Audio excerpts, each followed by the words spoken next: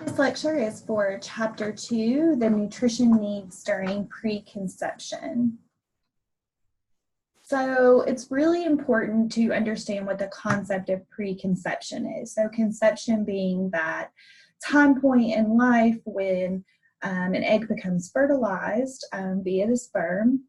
And so anything preconception would be prior to that. Now, for any of you who've had me for 219 or community health, the concept of preconception care and preventative care prior to pregnancy can be a little problematic because we are not in a preventative healthcare model. What can happen is we often don't see patients prior to them wanting to conceive unless there are issues. However, it is extremely important from a nutrition standpoint that we intervene and talk to patients before they conceive. And this can even include components of sex education and knowing when to talk to people about what should happen, because those of you who have had me before will hear me say that 50% of pregnancies in the United States are typically unplanned. So if they're unplanned, a lot of times what happens that we're concerned about in that preconception period is that conception will happen during a time of poor mental health status. And what can happen then is the health of the mother, the fetus, and the future health, if we're thinking about life course theory and how things that happen in the womb can impact us later in life and future generations. That's problematic. So we're going to talk through this lesson as from that concept that preconception care is extremely important, but we don't often have that conversation. So what we do know from statistics is because 1 in 3 adult people are obese, and we know that most females do not take folic acid or adequate folate, particularly at times that they can become pregnant before they become pregnant.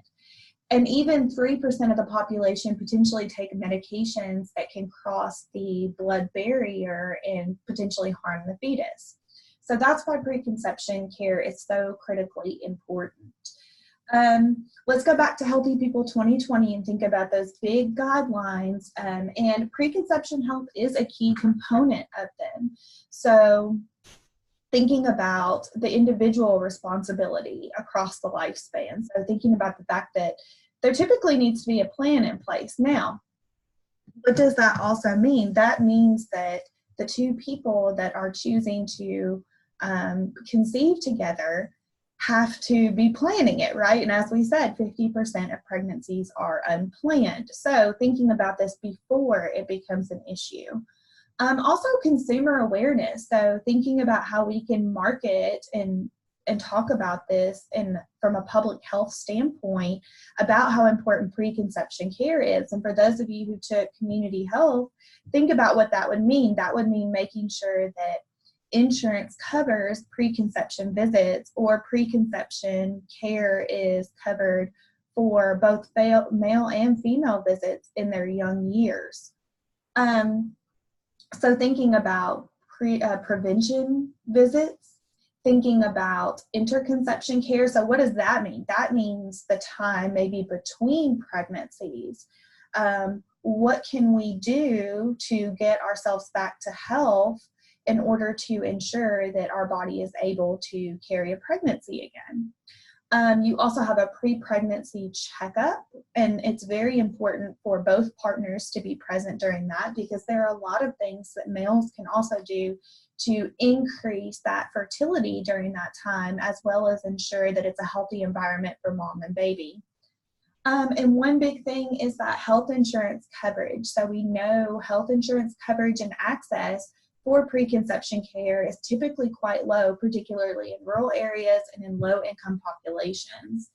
And then those public health strategies, so programs like WIC that provide extra nutrition and information for women, infant, and children. All of these things are key components that Healthy People 2020 have identified to help improve preconception health. So preconception health care, as we already indicated, this is the formal definition. It's the medical care a woman or man receives from the doctor or other health professionals that focus on the parts of health that have been shown to increase the chance of having a healthy baby.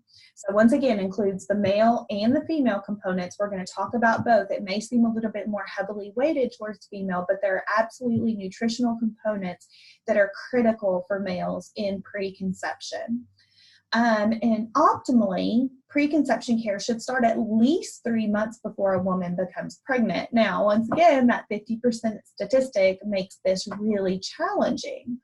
But what we do know from people that start at least 3 months before conceiving is that we have fewer pregnancy complications, so meaning mom doesn't typically get gestational diabetes, preeclampsia, pregnancy-induced hypertension.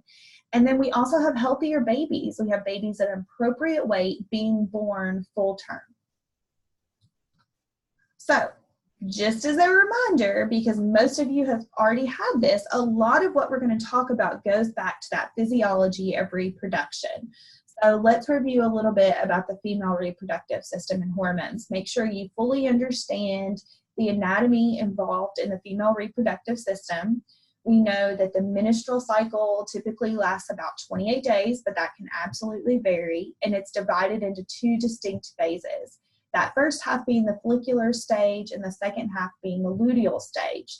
Now, the hormones we're talking about that are involved, that actually are quite involved in that nutritional component and recommendation, are FSH, or the follicle stimulating hormone, the luteinizing hormone, or you'll see it as LH, estrogen, and progesterone. Now, I will tell you there's a really good graphic in your book on page 35, if you have the current edition, figure 2.2, that kind of goes over the hormones and how they play a role. So I would recommend you looking at that. Now, thinking about the first phase of the cycle, the follicular phase, the brain actually releases that FSH and LH, and that travels to the ovaries, which stimulates about 15 to 20 eggs to grow, each in its own little follicle. Now, as estrogen levels rise in response to that FSH, we see this follicle becoming more and more mature. Now, as soon as it's mature, that FSH is turned off so that a whole bunch of follicles don't mature at the same time. But typically, one follicle becomes really dominant and the others die off. And then that pushes us into the next phase of the menstrual cycle, which is the luteal phase. That's normally about 14 days after the follicular phase begins. And this is where estrogen pops in and really plays a role in the release of the luteinizing hormone, causing that follicle to release its egg from the ovary and allowing ovulation to begin. So that empty follicle actually becomes the corpus luteum, which secretes progesterone. And progesterone is the hormone that really readies the uterus for the fertilized egg. Now, from what we know about the cycle, if that egg is not fertilized, so meaning most times eggs are released every single month. If it is not fertilized, then you have that lining of the uterus, which causes the menstrual period. Once again, that is how a normal, healthy, and I say normal with quotation marks, but typically that is what we see with the science. Now, these phases can vary in days. The way that the body produces the hormones can vary, and that kind of gets us into those recommendations. But this is how it should work in theory. So for males, typically we're thinking about the male sex organs. We're thinking about the fact that you have the epididymis and the testes, which actually produce the sperm. And then you have the vas deferens, which help move the sperm out through the urethra of the penis. So it's really important for you to understand, too, that part of what is critical about the male reproductive system is that those adequate hormones, which in this case, there are other hormones, but the testosterone is particularly important for the males. Those hormones must be present for forming and developing male characteristics, as well as forming and developing sperm, which is constantly happening. So you actually do have a follicle stimulating hormone and luteinizing hormone with the male reproductive system as well.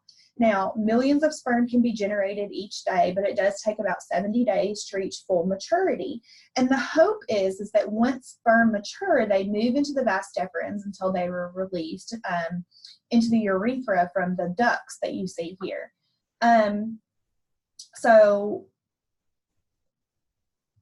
one thing to think about for the male reproductive system is if our hormones are not completely lined up, we can't have that mature sperm that has the best viability once it gets near the egg that is wanting to be fertilized. So that is the big thing with the male reproductive system that we have to consider. Now, let's define some terms here, because in our society, it's pretty common to hear about people that suffer from infertility and subfertility and utilize things like in vitro fertilization. So I just want to be clear when we talk about these terms exactly what we're talking about. So the actual clinical term infertility is characterized by not being able to get pregnant by natural measures after 12 or more months of regular unprotected sexual intercourse. So you're really talking about a year of actually trying to track ovulation and get pregnant naturally before they will consider a couple infertile. Now, subfertility is kind of like the lower terminology there, and it's basically any period of reduced fertility when conception is desired. So we're really talking about, if somebody was really trying for 3 to 6 months and they feel like they're having more difficulty, they may be categorized as subfertile, but that infertility doesn't kick in until 12 or more months. And then ART, which is actually assisted reproductive technology, is any treatment or procedure that uses in vitro technology to take the immature ova or eggs from the female and actually go ahead and fertilize it with the sperm outside of the body, allow that fertilization to happen outside of the body, and then those fertilized eggs are placed into a uterus. Now, whether that is the same uterus that the eggs, or the same uterus where the eggs came from as far as same female body, or it is a surrogate that is going to be carrying it. Either way, that fertilization happens outside of the body process. And one thing a lot of people are talking about now is the fact that many women and couples are waiting longer and longer to conceive. Typically in the mid-30s is where we're seeing people conceive. And one conversation that I think is happening quite frequently is about harvesting women's eggs when they're younger to have more viable egg options and freezing them for later fertilization and implantation. It's quite costly, and there is no guarantee that those eggs will be viable when the female chooses to utilize them. So infertility itself actually only affects about 10 to 15% of couples. And some of those causes are actually related to preconception nutrition and can be minimized or avoided with that preconception care. And so one of those things is maintaining a healthy weight and going ahead and taking your prenatals, being physically active. All of those things can contribute to better chances of being able to conceive when necessary. One other thing that we've talked about in 219 is antioxidants. So remember, antioxidants, you have ACE, which are vitamins A, C, E, are all antioxidants. And remember, antioxidants help protect against oxidative stress. So you have this unstable molecule called a free radical that loses an electron, and that's what really makes it unstable. Now, the beauty is vitamins A, C, and E can all donate an electron to stabilize that molecule, that free radical, without becoming a free radical themselves. And so what we know is that oxidative stress leads to DNA damage in the sperm, and we see less sperm mobility. We sometimes see cell abnormalities. So ensuring that you consume a diet that is rich in vitamins and minerals, particularly ACE. So a lot of times that's talking about healthy fats, whole grains, fruits, and vegetables prior to conception can really help the viability of male sperm. Another thing we have to consider is age. So the age of onset of pregnancy can definitely have an impact on fertility and those pregnancy outcomes. The younger a female is, the chances are the easier it will be for her to conceive, the easier a lot of times it is for you to swing back from pregnancy following. In general, it can just be an easier pregnancy. The other thing we have to consider is younger pregnancies have younger eggs in theory, right? And so as a woman ages, her eggs also age. And so what can potentially happen as a woman ages is there's difficulty getting pregnant. There's an increase in potential adverse outcomes, including the incidence of Down syndrome. As women are above the age of 35 and closer to 40, that risk factor for having a child with Down syndrome significantly increases. And a lot of times you have a risk of infertility and subfertility as we age. So we're going to talk about some common health conditions that impact preconception. So the first is endometriosis. Now this occurs in about 5 to 10% of women. It actually occurs in the lining of the uterus, which is called the endometrium, which grows on that outside of the uterine cavity. Now, endometriosis can be extremely painful. A lot of times these women complain of really bad periods, having excessive bleeding during periods, having really irregular periods, along with extreme pain. However, there are plenty of cases where women have endometriosis and are completely unaware of it. So they're pain-free. It's not a big problem.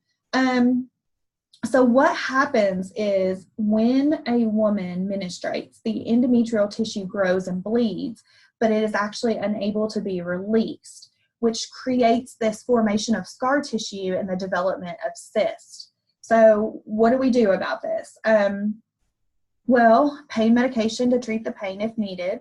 It may be helpful for them to take a birth control pill with hormones in it, and sometimes there's some adjustment there, exactly like what levels of progesterone are appropriate for that patient, can assist with the removal of the uterine lining. And sometimes in extreme cases, they actually remove some of the endometrial tissue surgically, or in extreme cases, a full hysterectomy, meaning the whole uterus is removed. But it is likely that endometriosis actually leads to infertility because the scar tissue will actually block a fertilized egg from being able to implant in the uterus as it needs to. So really, with these cases, we want to identify them early and address them in whatever capacity we can so that women have an increased chance of fertility. So another thing that impacts fertility is obesity. And we know that being overweight or obese can contribute to a variety of fertility issues. One of those being PCOS, which we'll define in just a minute. We see an increase of insulin resistance, so your body produces insulin, but doesn't necessarily recognize it. And we do see a lot of issues with ovulation when it's supposed to happen, or even that cycle being much longer, much shorter than it should be, making planning pregnancy very difficult. Now, what we do know is that losing even 5 to 10% of body weight can help restore ovulation. So if you have a patient that comes in that is struggling with obesity and PCOS and talking about wanting to get pregnant, having a viable conversation about weight loss may be really helpful. On the male side, we absolutely know that obesity reduces sperm quality. And so just once again, losing some of that body weight with those simple diet and exercise interventions with a caloric deficit can actually reverse the sperm function there. Underweight is a whole nother issue, particularly for your females. And so remember in 219 when we discussed the fact that a certain amount of body fat is typical in females, closer to that 20%. It is absolutely required to produce the hormones that are necessary to conceive. And so women that are underweight tend to lack that cycle that is necessary to start the process to mature the follicle, to send it out for the to be fertilized as an egg. And so without that cycle, they are not able to get pregnant. And so any woman with a BMI less than 19 should absolutely be encouraged to gain some weight. Men who are underweight may not be able to produce viable sperm, meaning they may have sperm, but they may be lacking certain items, just like when you have oxidative stress on sperm. So in both cases, being underweight is going to decrease your fertility. Now let's talk about polycystic ovary syndrome, or PCOS. So PCOS is a conglomerate of different symptoms typically that can be very vague and difficult to be diagnosed, but ultimately it's a hormonal imbalance that impacts women. And actually the statistics are pretty high. Normally we see about 1 in 8 women suffer from PCOS in some capacity, but it is definitely a spectrum. And once again, that goes back to how bad your hormone imbalance is. But it is the #1 reason that a woman may have trouble achieving conception. Unfortunately, when women have PCOS and do become pregnant, they are at a much higher risk for gestational diabetes, pregnancy-induced hypertension, and then the babies themselves tend to be born small for gestational age. So basically, in this hormonal imbalance, females produce testosterone in high amounts. And so it kind of creates these problems that you see here. These are the common symptoms. So we actually see females sometimes that really develop male-like characteristics. So you'll see a lot of growth on the face, almost like a beard. We see a lot of growth of hair all over the body. Internally, we see cysts on the ovaries because partly with that really irregular menstruation cycle, we see some of that endometriosis issues and some of that scar tissue. We may also see some mental changes, so there will be depression or mood swings, maybe a pelvic pain related to that, changes in the endometriosis. One big thing we definitely see is insulin resistance. And so a lot of times you'll have some concurrent, like pre-diabetic diagnosis with it. A lot of times we treat it with metformin, which helps the body rid of that extra glucose. And it's a really common treatment. The other thing is losing weight sometimes can really help in actually treating the hormonal imbalance.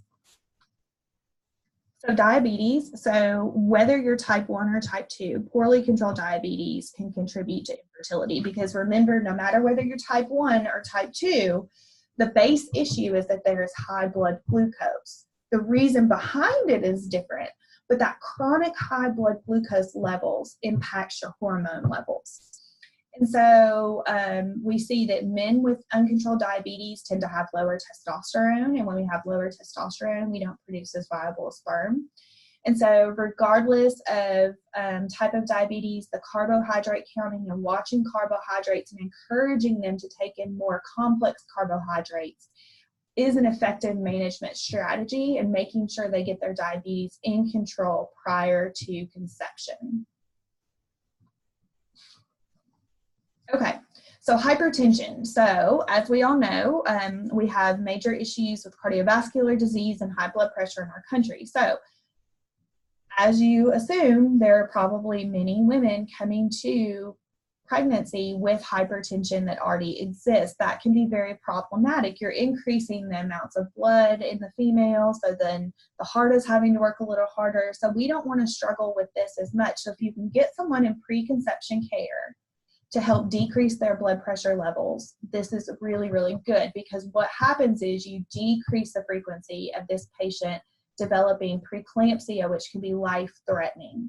And how do we do that? We absolutely already know this. It's the DASH diet, right? So lower sodium, fruits and vegetables, whole grains, lean protein, low-fat dairy. So make sure you remember that it's the same treatment. It's just we're doing it before pregnancy.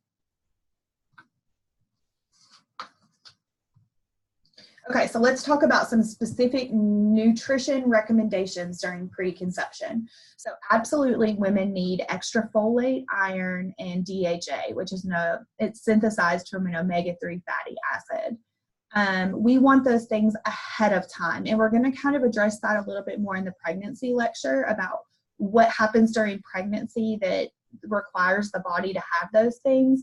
But the really critical component to know right now is these things are required often for the fetus before females even know they're pregnant. And so to have them at optimal levels in the female during preconception, we know the baby is going to be provided with what he or she needs. Now, men, on the other hand, need adequate zinc and antioxidants to help produce the viability of sperm and sperm motility to try to get to that egg. And honestly, the big thing is we want both men and women to enter pregnancy in the healthiest state that they have been in. So being physically active, eating similar to the DASH diet where we're consuming my plate and those types of things. That is absolutely what we want. Now, here are some specific examples of things that males can do to improve the health of their sperm. So like I said, fruits and vegetables, whole grains, low-fat dairy. We actually know that those leaner sources of protein and choosing a variety of protein sources is really helpful.